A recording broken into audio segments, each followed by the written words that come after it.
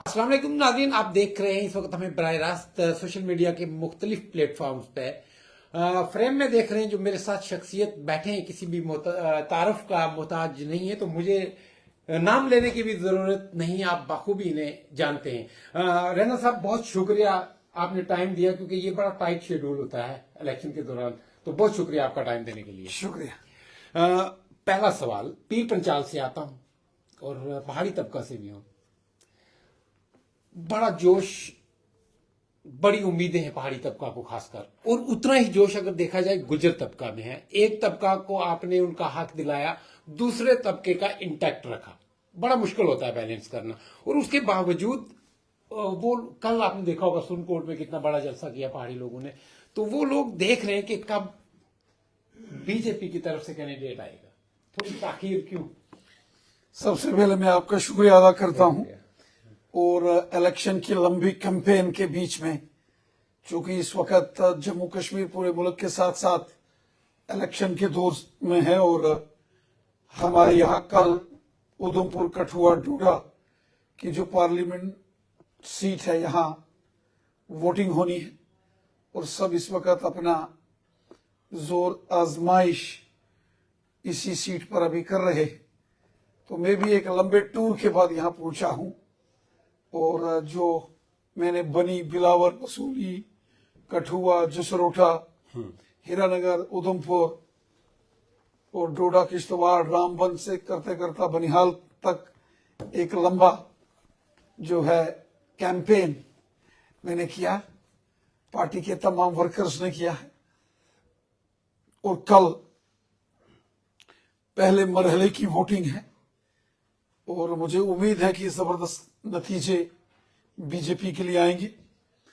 यहां तक आपने कहा कि रजौरी पुंछ, तो रजौरी पुंछ मेरा घर है, और रजौरी पुंछ के लोगों ने हमारी जबरदस्त सपोर्ट की है। हमारी पहाड़ी कबीले के लोग हों या गुजर बकरवाल कबीले के लोग, उन्होंने जिस प्यार और इज्जत से हमें नवाजा है, मैं रजौरी और पुंछ की आवाम का शुक्रगुजार हूं और उन्हें सलाम पेश करता हूं। मेरे खून का कतरा कतरा अपने लोगों के लिए है, और बड़ी मुश्किल, परेशानियां, तकलीफें हमारे लोगों ने पिछले 40-50 साल में देखी हैं, चाहे गुजर बकरवाल हो या पहाड़ी कबीले के लोग हो। सताए हुए लोग हैं, मजलूम और मस्कीन लोग हैं। यरगमाल बना के रखा यहाँ के हुक्मरानों ने 70 साल पहाड़ी कबीले के लोगों को भी और गुजर बकरवालों को भी। ऊपर वाले का शुक्र है कि यहाँ गवर्नर साहब का रूल लगा और मरकज में बीजेपी की हुकूमत है। यहाँ लेफ्टिनेंट गवर्नर साहब आए, और फिर प्राइम मिनिस्टर मोदी साहब और अमित शाह साहब ने ऐलान करके पहले गुजर बकरवाल कबीले को उसके हक दिए, और फिर पहाड़ी कबीले के लोगों को अमित शाह साहब ने, मोदी साहब ने हकूक दिए। और साथ ही साथ वादी कश्मीर में ओबीसी कम्युनिटी के लोग हों, पहाड़ी हों, गुजर हों, हमारे कश्मीरी भाई बहन, सबका साथ, सबका विकास और सबका विश्वास, इस मिशन के साथ हमारी हुकूमत ने काम किया है।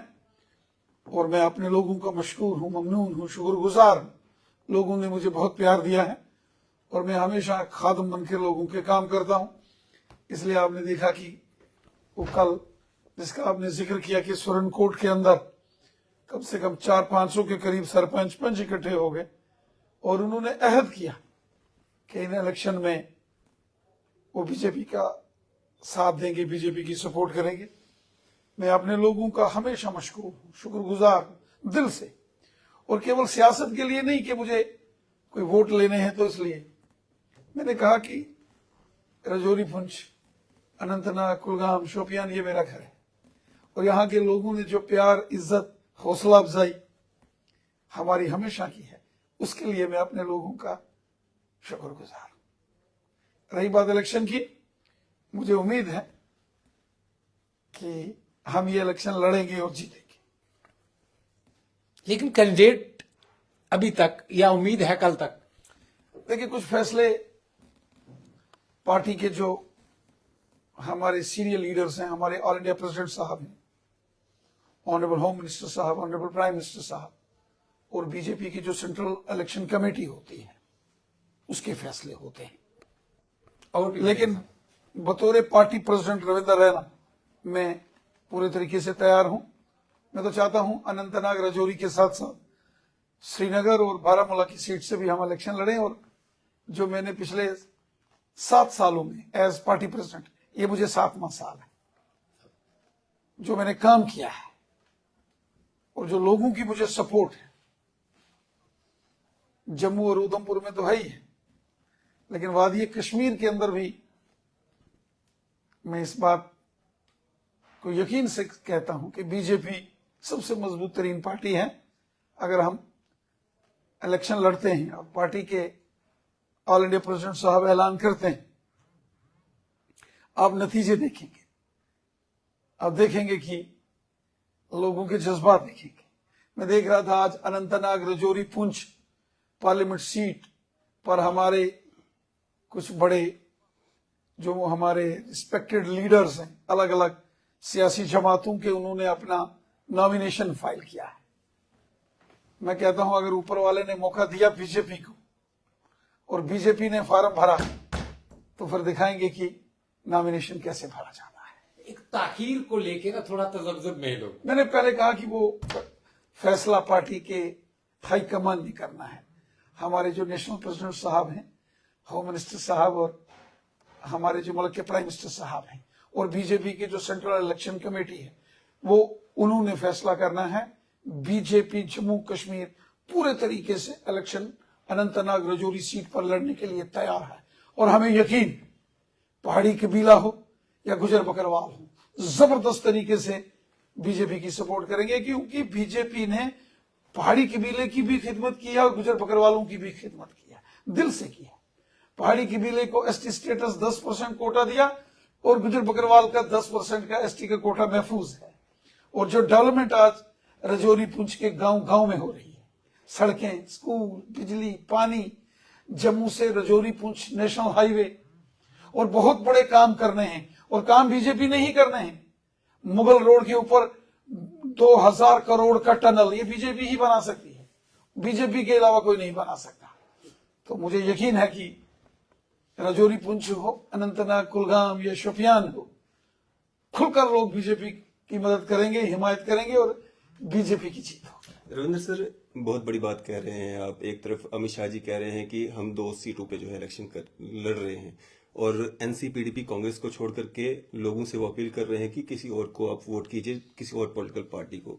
आप कह रहे हैं कि अगर बीजेपी को मौका मिला, अगर बीजेपी को मौका मिलता है अनंतनाग राजौरी पुंछ सीट से लड़ने का, तो क्या वहां से चेहरा रविंदर रैना जी होंगे? क्योंकि कयास पहले से लगाए जा रहे थे और लोगों की पसंद भी रविंदर रैना जी हैं। देखिए, इसमें पार्टी का जो फैसला होगा वो एक सिपाही के बतौर में उस फैसले को कबूल करता हूं।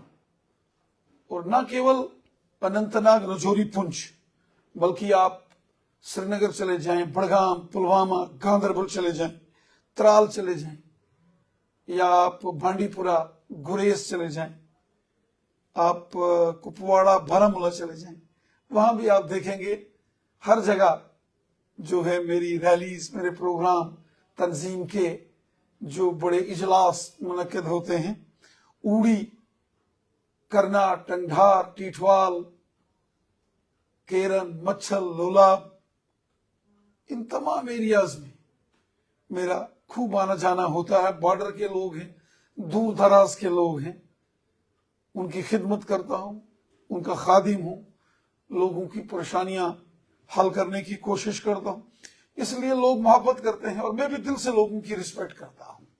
रविंद्र सर, 2014 और 2019 मोदी लहर में मोदी जी को देख करके लोगों ने वोट किया। कितना आसान या मुश्किल आपको 2024 का ये लोकसभा चुनाव लगता है, जम्मू कश्मीर की नजर से अगर हम देखें? देखिए, हमारे प्राइम मिनिस्टर मोदी साहब इस समय दुनिया के मकबूल तरीन जो प्राइम मिनिस्टर हैं, अमेरिका के और रूस के जो प्रेसिडेंट हैं उनसे भी ज्यादा मकबूलियत अगर किसी शख्स की है तो हमारे मुल्क के प्राइम मिनिस्टर मोदी साहब हैं। और मोदी साहब ने गरीबों की खिदमत की है। गांव गांव में गरीबों के जिनके सर के ऊपर छत नहीं था उनको मकान बना के दिए। गोल्डन कार्ड 5-5 लाख एक एक साल में इलाज के लिए हर शख्स की जेब में है, आपकी हम सब की जेब में है। उसके साथ किसानों के खाते में साल का 6-6 हजार, गरीबों को फ्री राशन। और फिर डेवलपमेंट देखिए, हाईवेज, एक्सप्रेस हाईवेज, गांव गांव में सड़कें, school, medical colleges, AIIMS, Jammu AIIMS, Kashmir AIIMS. आज कश्मीर से कन्याकुमारी रेल जो है लिंक जुड़ने वाला है।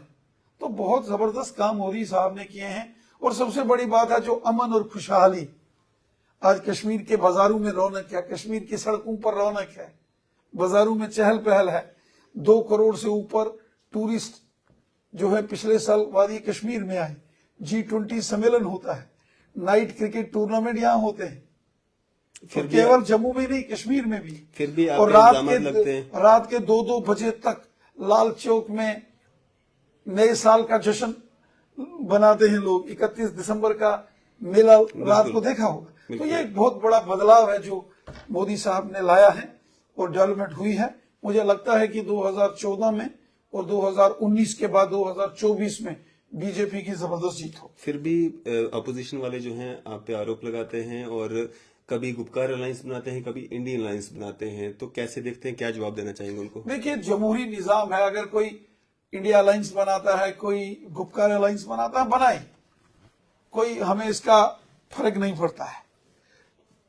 और उनके अलायंस में आने से या ना आने से बीजेपी को कोई फर्क नहीं पड़ता, क्योंकि ये आजमाए हुए खिलाड़ी हैं। जम्मू कश्मीर की आवाम, गुपकार अलायंस जिसमें नेशनल कॉन्फ्रेंस, कांग्रेस और पीडीपी और तमाम जमातें थी, इनको जम्मू कश्मीर की आवाम अच्छे तरीके से जानती है, समझती है। पहले इन्होंने गुपकार बनाया, आप खुद ही आपस में लड़ रहे हैं, खुद ही लड़ाई झगड़ा कर रहे हैं, खुद ही एक दूसरे पर मयान से तलवारें निकाल कर पीछे पड़े हैं। अवाम इनको जानती है, अवाम इनको इलेक्शन में यकीनन जवाब देगी। बाकी जमहूरी निजाम है हमारे मुल्क का, और जमहूरियत में सबसे ताकतवर अवाम होती है। अवाम का जो फैसला होगा सर माथे पर होगा। राणा साहब, हम ये समझना चाहेंगे, जैसे आपने कहा कि कश्मीर में भी इसमें कोई दो राय नहीं, हालात बिल्कुल ठीक हैं, पत्थरबाजी खत्म हो गई, यूथ खुश है, हुर्रियत कॉन्फ्रेंस जिसका कहा जाता था उस पर आपने बैन लगा दिया, जो अलाई दीदी पसंद जिसको हम सेपरेटिस्ट कहते थे। लेकिन ये सब होने के बाद भी होम मिनिस्टर साहब ने ये कहा कि अभी हम इलेक्शन श्रीनगर कश्मीर से नहीं लड़ेंगे, तो ये किस मुनासबत से? जम्मू कश्मीर भारतीय जनता पार्टी का प्रेसिडेंट होने के नाते से मैं तो बिल्कुल तैयार। मैंने पहले कहा, जम्मू रियासी पार्लिमानी सीट हो, उधमपुर कठुआ डोडा की सीट हो, या फिर अनंतनाग रजौरी पुंछ की सीट हो, जिसमें डिस्ट्रिक्ट अनंतनाग, कुलगाम, शोपियान और रजौरी पुंछ आता है। बीजेपी मजबूत तरीन सियासी जमात है और मैं इंतजार में हूं कब इस पर ऐलान हो जाएगा भारतीय जनता पार्टी के कैंडिडेट का, और फिर आप देखेंगे, आप उस रोज का जश्न देखेंगे जब बीजेपी का उम्मीदवार अनंतनाग रजौरी पुंछ सीट पर अपने उम्मीदवार का ऐलान करेगा। वो उम्मीदवार का ऐलान नहीं, वो जीत का ऐलान होगा यकीन। लेकिन कुछ फैसले पार्टी हाईकमान ने लेने हैं। इसी तरह श्रीनगर और बारामूला में भी भारतीय जनता पार्टी का अच्छा खासा तंजीमी नेटवर्क है, मजबूत तरीन सियासी जमात है। अगर पार्टी वहां भी इलेक्शन लड़ने का फैसला करती है तो हम तैयार। रविंद्र जी, मैं समझना चाहूंगा, एक हमारे बीच में एक बड़ा तबका है जिनको हम एसपीओज या डेली वेजर्स कहते हैं, बैकबोन का काम करते हैं वो हर डिपार्टमेंट का, तो उनकी कहीं ना कहीं मायूसी नजर आ रही है। तो उनकी मायूसी को किस तरह से आप दूर करेंगे? देखिए, डेली वेजर्स हो, रैबरे खेल, रैबरे जंगलात हो, एसपीओज, वीडीसीज, एनवाईसीज, होमगार्ड्स हो, किसी जमाने में बहुत बुरे हालात और खस्ता हालत पुरानी सरकारों ने इन डिपार्टमेंट्स की जो है वो की थी। बीजेपी के आने से डेली वेजर्स ऑनलाइन हुए, बायोमेट्रिक अटेंडेंस हुई, 10-10 हजार रुपया मिनिमम ऑनरेरियम है। मेरा मानना है कम है। उनकी रेगुलराइजेशन पॉलिसी है, मिनिमम वेजेस एक्ट लगा के उनको मदद करनी है। फिर बीच में ऑनरेबल हाई कोर्ट के कुछ जजमेंट्स आ गई, उसको भी मानना पड़ता है। लेकिन इन तमाम डिपार्टमेंट की परेशानियों का अगर कोई हल कर सकता है वो सिर्फ और सिर्फ भारतीय जनता पार्टी है, और बीजेपी ही इनका हल करेगी। इन तमाम जो ये मसाइल हैं इनका हमने ही हल करना। रविंदर सर, आज उधमपुर में एक एफआईआर दर्ज हुई है, और एफआईआर दर्ज हुई है आपके पुराने साथी और आज के कांग्रेस के उम्मीदवार चौधरी लाल सिंह के खिलाफ। क्या कहना चाहेंगे? जो एक वीडियो वायरल हो रहा था जिसमें वो पुलिसकर्मी के लिए कहीं ना कहीं अपशब्द या मिसबिहेव कहेंगे उसमें, जो खुद उस इंस्पेक्टर ने करवाई है। देखिए, वो पुलिस का और जो वहां जिनके खिलाफ उन्होंने किया उनका अपना पर्सनल मामला है, और ये तो इस पर मुझे नहीं लगता कि कोई बयानबाजी या किसी किस्म की चुनाव कोई प्रचार तनकीद होनी के चाहिए। दौरान मतलब इस तरह की अपशब्द या चलिए देखिए, बात यह है कि ये पुलिस के जवान का मामला है, और पुलिस के जवान ने एप्लीकेशन दी है। कानून सबके लिए बराबर है, कानून को कोई अपने हाथ में नहीं ले सकता। अलबत्ता अगर पुलिस के किसी जवान ने शिकायत दर्ज कराई है तो एक कानूनी नुक्ते नजर से मामला देखना चाहिए। मुझे नहीं लगता कि इस पर कोई बयानबाजी मुझे करनी चाहिए।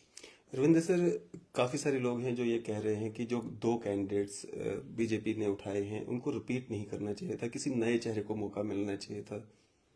देखिए, यहां तक डॉक्टर जितेंद्र सिंह साहब उधमपुर, कठुआ, डोडा से बीजेपी के उम्मीदवार हैं, और श्री जुगल किशोर शर्मा साहब जम्मू रियासी सीट से, दोनों ने अच्छा काम किया है। जबरदस्त डेवलपमेंट आपने उधमपुर, कठुआ, डोडा में भी देखी है, जम्मू रियासी और रजौरी पुंछ में भी देखी है।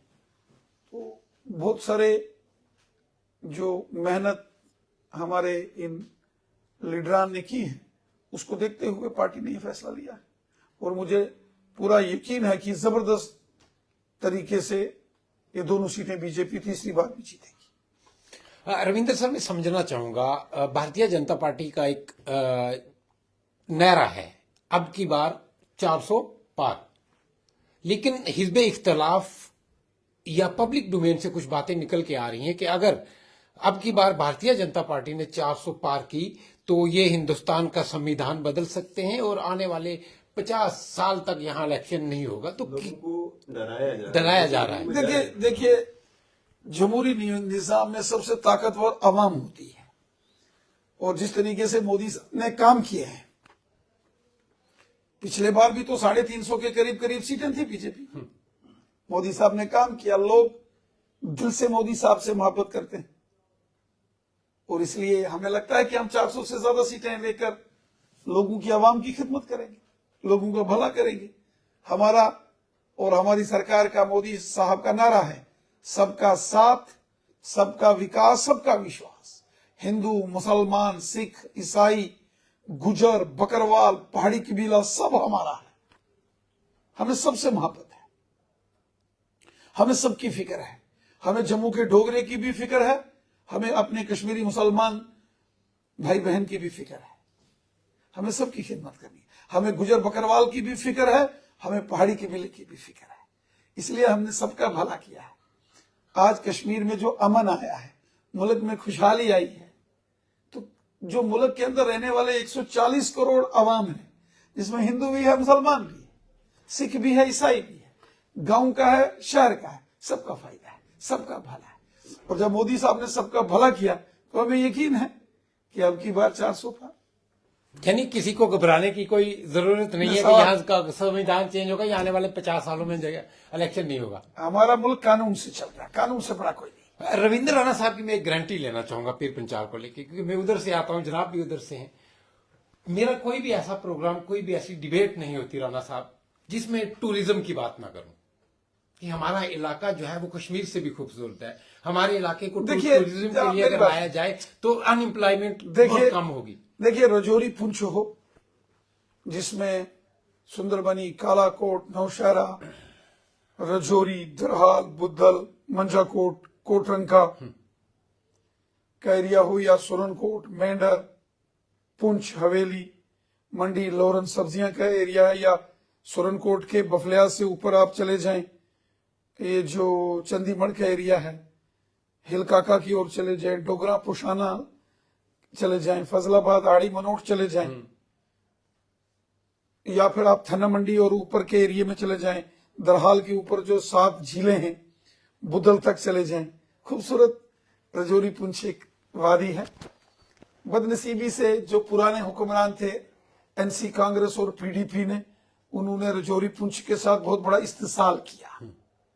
लेकिन आज जब यहाँ लेफ्टिनेंट गवर्नर साहब की हुकूमत है, आज नेशनल हाईवे रजौरी पुंछ बन रहे हैं। मोदी साहब ने रजौरी में मेडिकल कॉलेज दिया है, पुंछ में भी हम मेडिकल कॉलेज देंगे। टूरिज्म के प्रोजेक्ट हमने जो है तोश मैदान के अंदर सैंक्शन किया है। एक दरहाल के ऊपर 7 लेक्स का प्रोजेक्ट है। ये सारे काम हम करेंगे, ये बीजेपी ने ही करने हैं।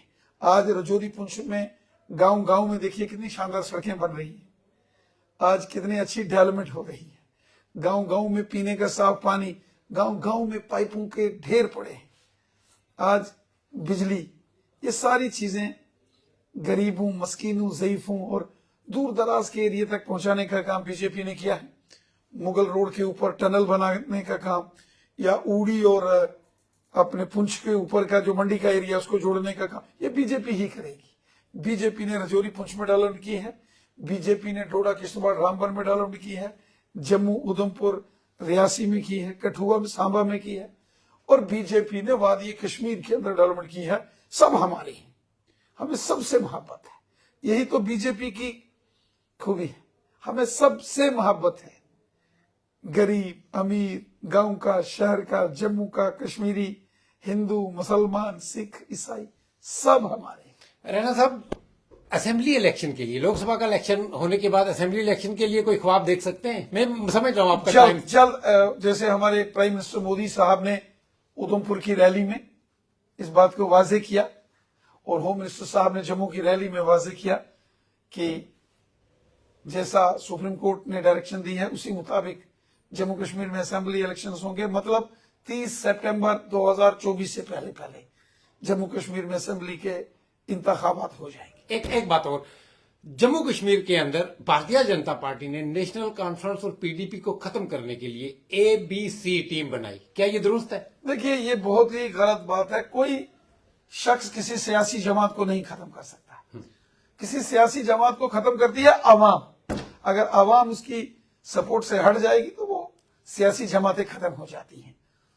रही बात बीजेपी की, बीजेपी अपने दम के ऊपर सियासत में लोगों की खिदमत करती है, खिदमत खलक और हब्बल वतनी के जज्बे से काम करते हैं, जिसका मैं अक्सर जिक्र करता हूं कि नबी रहमत साहब ने फरमाया है हब्बल वतनी के जज्बे से काम करना और खिदमत खलक के जज्बे से काम करना। हम इसी जज्बे से काम करते हैं। बाकी ये A team, B team, C team, ये कुछ अपोजिशन का प्रोपेगेंडा है, कुछ इसमें तड़का मसाला डाल के कुछ। पैगाम हमारे व्यूअर्स के लिए, मेरा तमाम आपके व्यूअर्स को मैं सलाम पेश करता हूं और सबसे यही गुजारिश करता हूं कि हम सबको मिलजुल कर एक होकर रहना चाहिए, और जो है दिलों की दूरियां कहीं नहीं होनी चाहिए। अटल बिहारी वाजपेयी साहब ने कहा था, टूटे मन से कोई खड़ा नहीं होता और छोटे मन से कोई बड़ा नहीं होता।